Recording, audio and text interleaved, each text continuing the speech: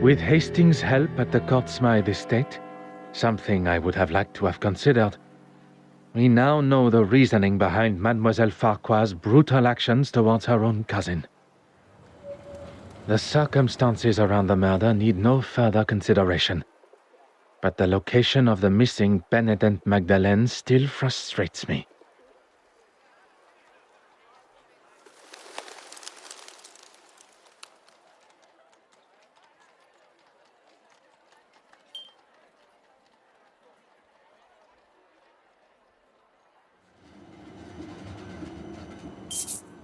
A moment of peace before one's little grey cells must ponder how Mademoiselle Courtsmith made it from the museum with the painting in tow.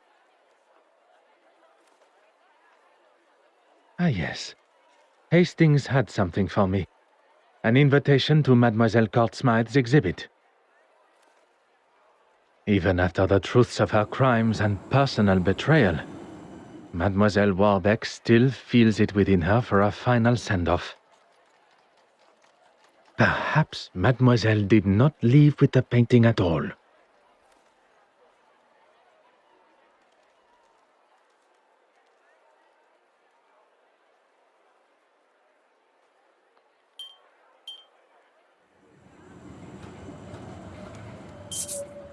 Poirot, there you are. What are you... On this occasion, there is no time for pleasantries. We shall finally bring the mystery of the missing painting to an end.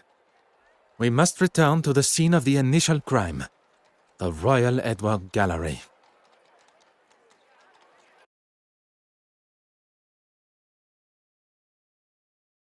Is everyone present? Please ask them to convene in the exhibition room. Is there something you're not telling me? All will be revealed.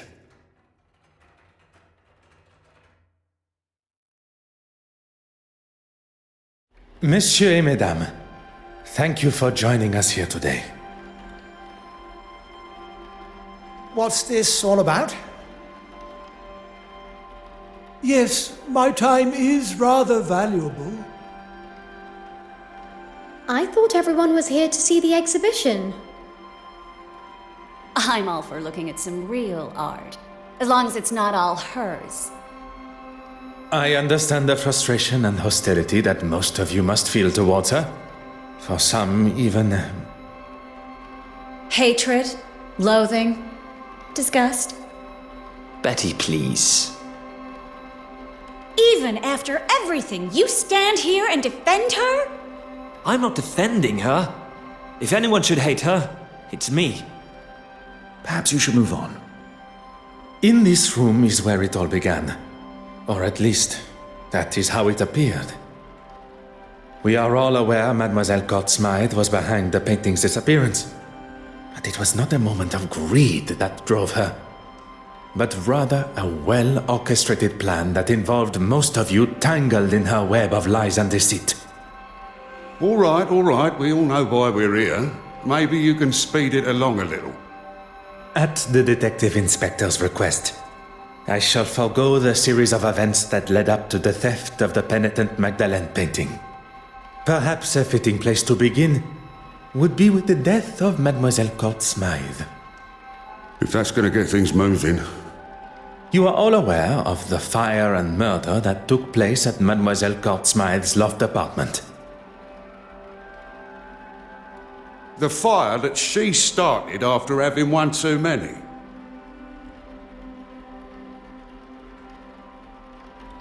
That is where the difference between desire for the truth and the actual truth go their separate ways. Inside Mademoiselle's apartment was the penitent Magdalene painting, or at least a forgery, one of 4 produced by her own brush. The fire was set purposely, in an attempt to destroy evidence and hide the true nature of her death. Poison.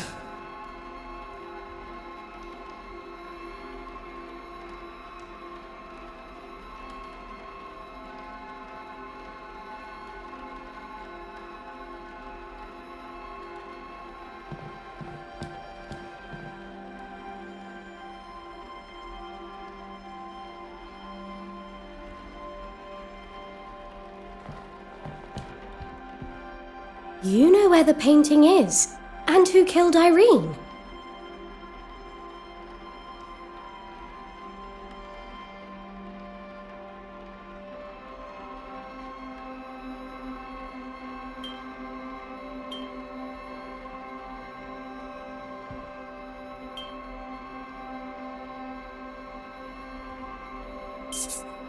Mademoiselle Warbeck, do you remember the words you used when discussing your career? No, I mean, yes. You're taking it out of context. On the contrary, Mademoiselle Court Smythe threatened your career by involving you in the theft. The exact context you described. I wouldn't kill her, though. I couldn't. You cleaned the key to the restoration room, did you not? You continued to deny your involvement with the deceased. A relationship that was nothing more than misplaced love. You think I don't know that now? I knew it had been her that took the key from my pocket. But when I confronted her... Behind bars, that's where she belongs. Give it a rest, old man. She can't speak to me like that. Before you continue riding your high horse, Your Grace, perhaps one should consider one's own actions. My actions? How dare you? You're making a mockery of me, the Church, and God Himself. It is you that makes a mockery, and I am sure God will forgive me for saying so.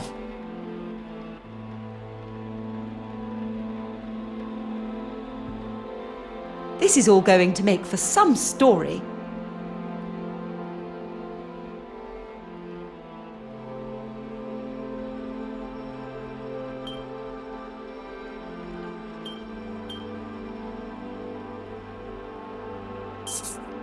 Deals were hatched, forgeries were created, and promises were broken. Mademoiselle Court Smythe used a mask of deception and authenticity to betray you all. She allowed for you all to see and know only what was necessary to complete your part. Except for one. As much as I'm enjoying this show, any chance we can get to who killed her? You shall have to wait only a moment longer. As there was only one accomplice left, and perhaps the most important. Not only her aid in the museum, but in the construction of the forgeries.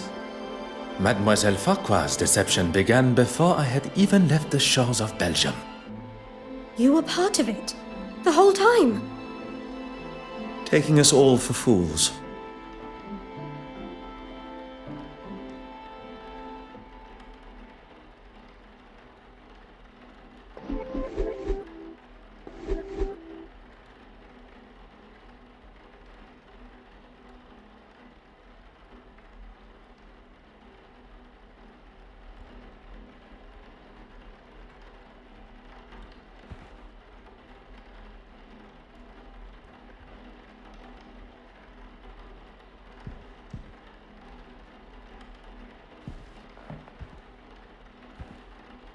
I have dedicated my life to serving God. I have no need to be involved in any of this.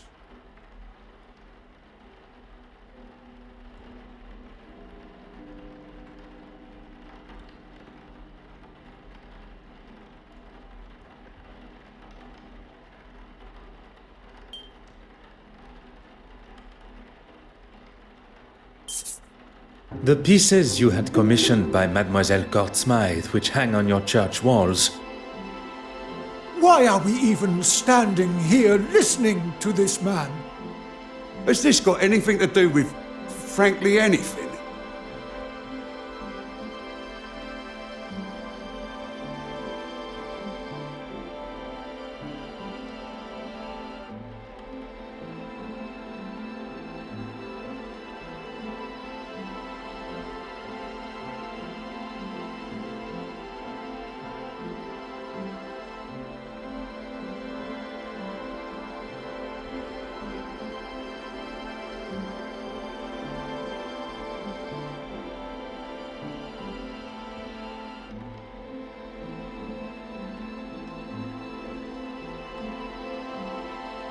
Mademoiselle Court-Smythe's forgeries would be hung on the church walls, while the originals were sold on the black market to lace your own pockets. You have no proof of these accusations. Poirot, the penitent Magdalene.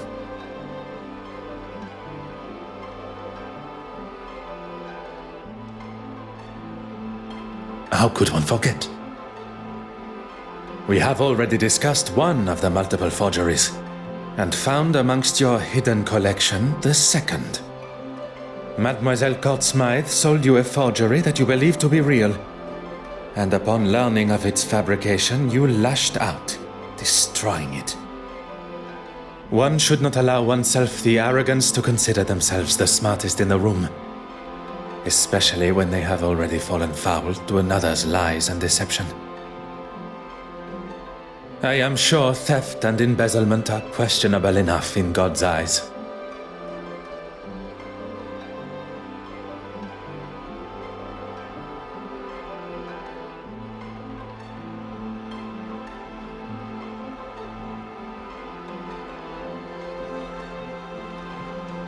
I know things got out of hand, but it was you that broke into my office in the first place.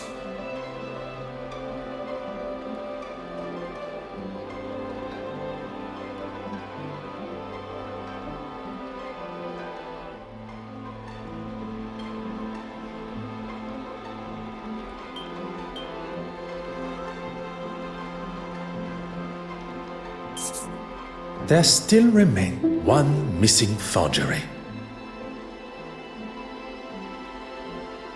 The image of the honorable and distinguished gentleman that you present yourself as has gone on long enough. It may seem like an alien concept to you, but we English, we take great pride in how we present ourselves.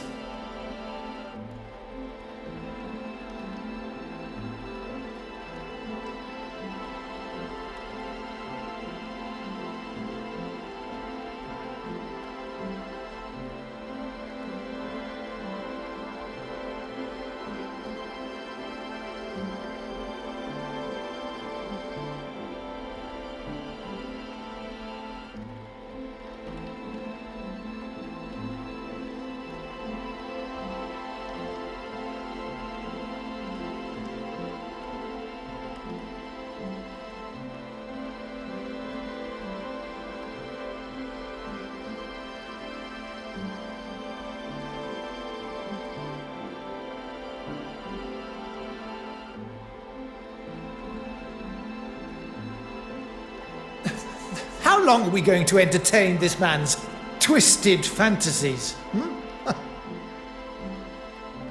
Poirot, can we move this along? While searching the main hall for clues, a snuff box was found, full of cocaine. And after speaking with my good friend, Monsieur Demire, about the effects of cocaine on the human body, recent studies have discovered that the use of cocaine and other such stimulants can put a tremendous strain on the human body. Preposterous! I would never do that. your heart attack became the perfect distraction, while Mademoiselle Court-Smythe was able to slip into the exhibition room and remove the painting from the wall. Faking a heart attack is pretty low, even for a politician. Monsieur Hastings. Once the painting had been confirmed as stolen, And Monsieur Aylesworth had bothered the detective inspector enough to show he had nothing to do with its disappearance. he would get to keep the original and claim the insurance money.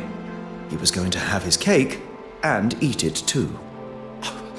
I'm not going to stand here. You'll stay right where you are. A stolen painting, timed perfectly with his crossing of the aisle in the House of Commons.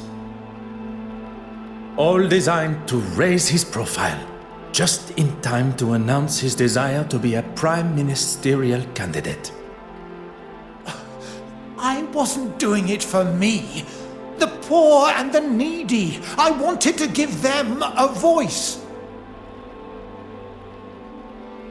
I have never heard a more self-righteous claim for breaking the law in all my life. How am I meant to help those that really need it unless I'm in a position that can really bring about change?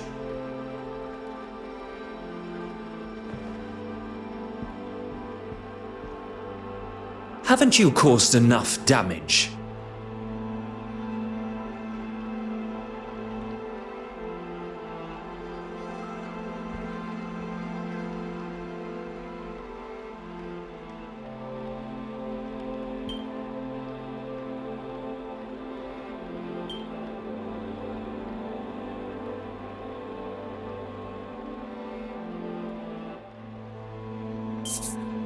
Madame Hélène, the famous actress and performer, your story is one I learned with a heavy heart. Look here! When you overheard the conversation between your husband and Mademoiselle Court-Smythe at the gala, your suspicions were confirmed.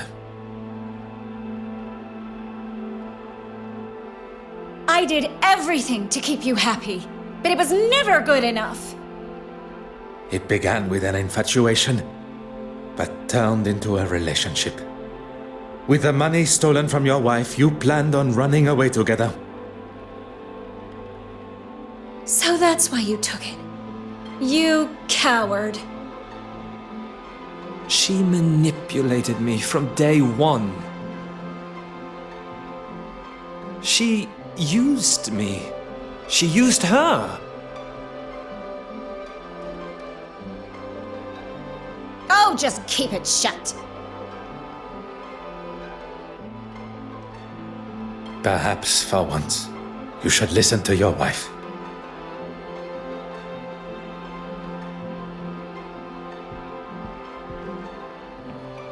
I wonder how many other hidden skeletons are going to appear.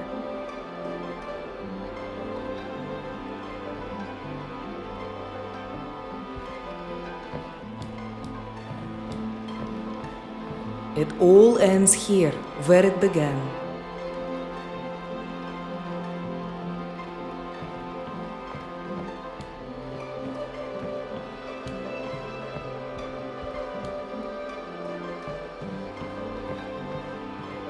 Poirot, the penitent Magdalene.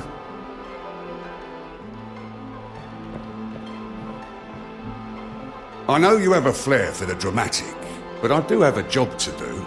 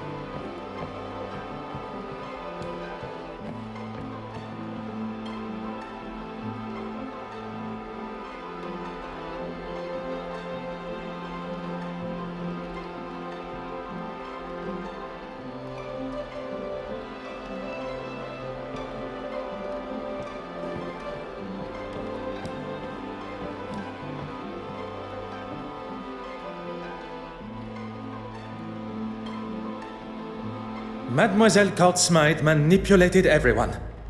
But that does not excuse the parts that you all have played. Poirot, the murderer. Tell us now, or I'm marching them all down the station. Of our suspects, all guilty in some form or other, only one committed the ultimate sin. Monsieur Christiansen, a lover, jilted and tossed aside from a life promised together. Mademoiselle Warbeck, another that was promised her heart only to become a second, caught in Mademoiselle's web. Monsieur Aylesworth, angered at a foolproof plan backfiring. Bishop Mountjoy, a third, sold the idea of an original painting, livid at the thought he had been tricked. Mademoiselle Farquhar, trapped in a partnership where you did not receive what was owed to you. All with motive, but lacking opportunity. Until the realization that someone had used a timer to set the fire. Isn't that right, Mademoiselle Farquhar? Our true relation to the deceased. Cousins, standing to inherit her entire family estate. You don't understand. It wasn't like that. You decided to poison her with potassium cyanide, a chemical often found in photography development, via the cork of a bottle of champagne. Wearing an almost identical hat to the deceased, you were able to disguise yourself as her and be seen by the neighbor. Leaving her body lifeless in her own apartment, you tried to cover your involvement in both the forgeries and the murder by destroying any evidence. Incredibly clever. Your nefarious plan setting the fire almost tricked even I. Did you really just praise her for starting a fire? On the contrary, it was the deception behind the fire.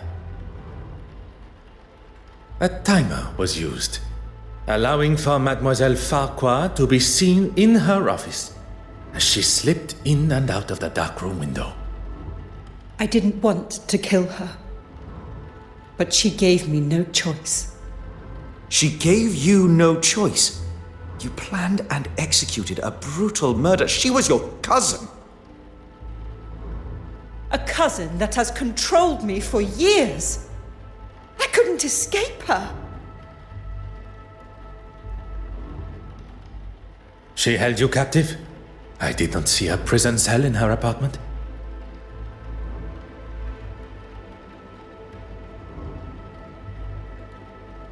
No, of course she didn't. Emotionally and financially, I was her captive. I was a struggling critic, but she taught me how to stand up for myself and get what I wanted, what I deserved. You were aware of her scheme all along? Not at first. I didn't know she was selling them on the black market. But even when you did find out, you didn't stop.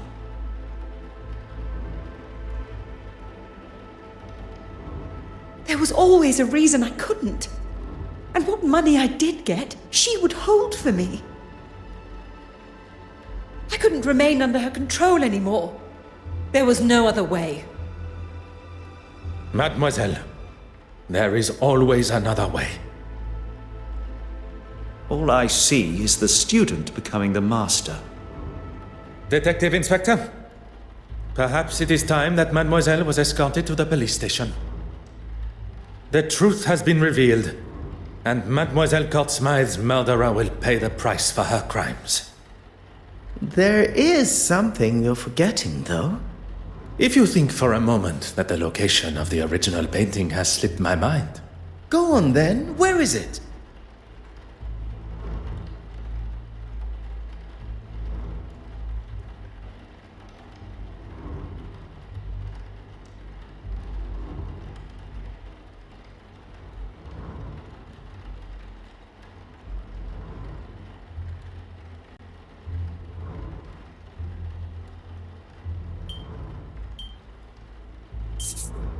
In this very museum.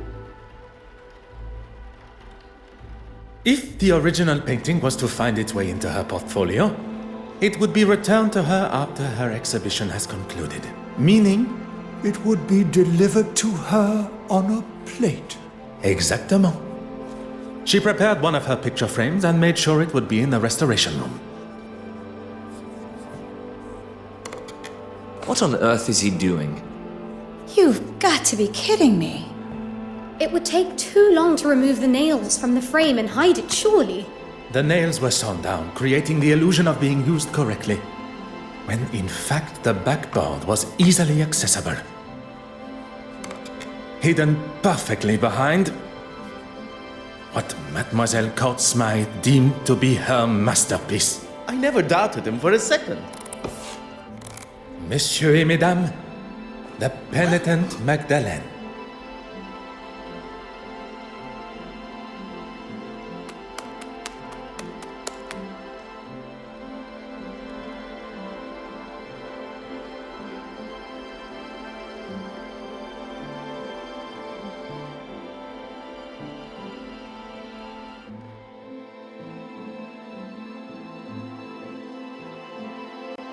Well, detective, you've solved both the theft and murder.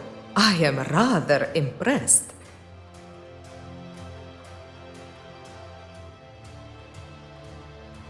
Finding the murderer and solving 2 thefts would have been far more impressive.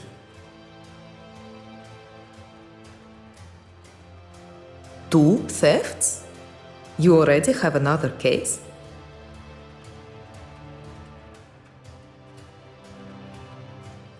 You have forgotten Mademoiselle Farquhar's missing cigarette case. Oh, of course.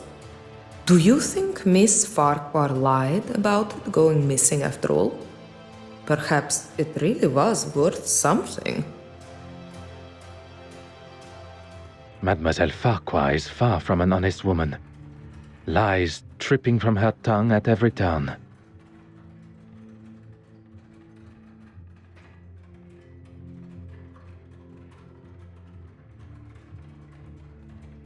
But if our motive was indeed to fake theft and claim the insurance money,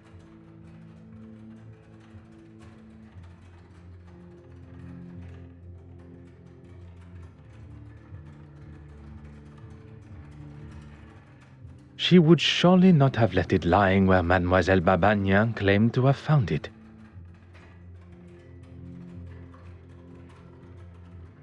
Mademoiselle Babagnan's motive is now clear.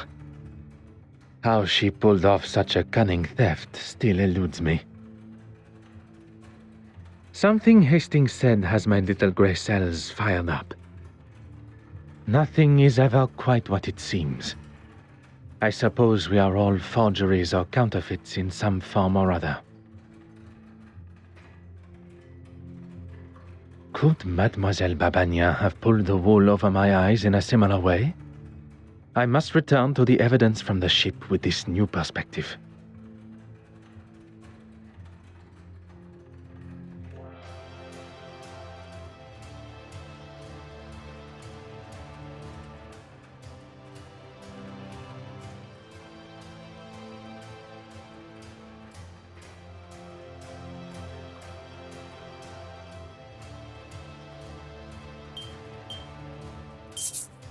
It is you that should be happy, mademoiselle. With no effort at all, you are able to save the day with barely a second thought. You turned a stolen heirloom with a thief and a victim into nothing more than a misplaced item. A case of being in the right place at the right time.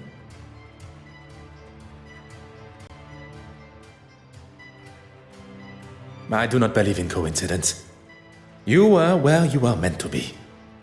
Had you not boarded when you did, you would likely have not been invited to the gala at all.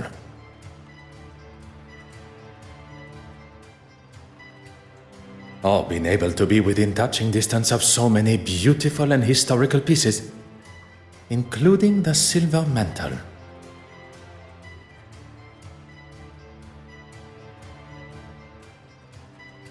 One thing I have learned during my time here in London is that people portray a version of themselves.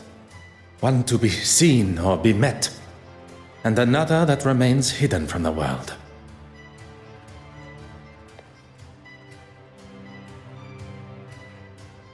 What are you trying to say, detective? That there are some that wear a mask of authenticity. That perhaps, under different circumstances, I would have had the pleasure of meeting a different Mademoiselle Babagnan.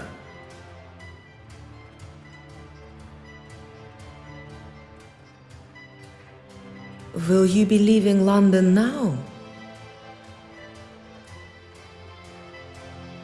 There are a few small matters to settle before I leave.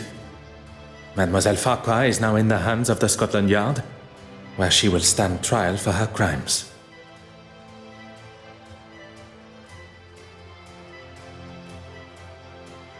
You really do believe in the law, don't you?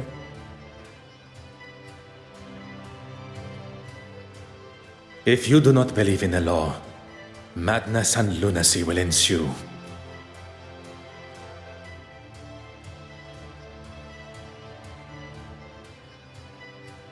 And everyone should be punished for their crimes?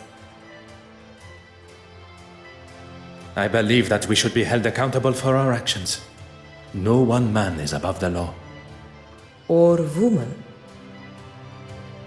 And you, mademoiselle? Are you to leave London? There's nothing more for me here. I hear Paris is quite beautiful.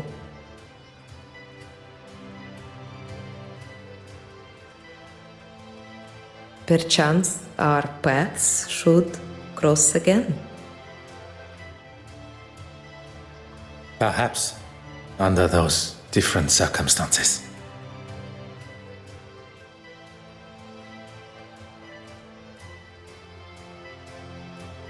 I look forward to it, Detective.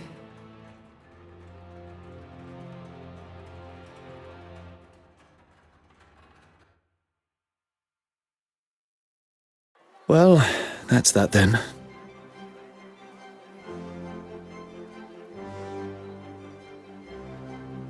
Oui, monsieur. The cases are closed and Mademoiselle Farquhar will shortly be behind bars.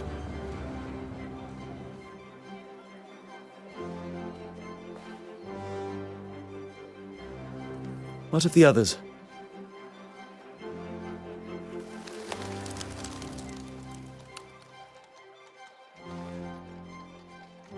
Judging by the detective inspector's glare at Monsieur Aylesworth, he will not be escaping the law.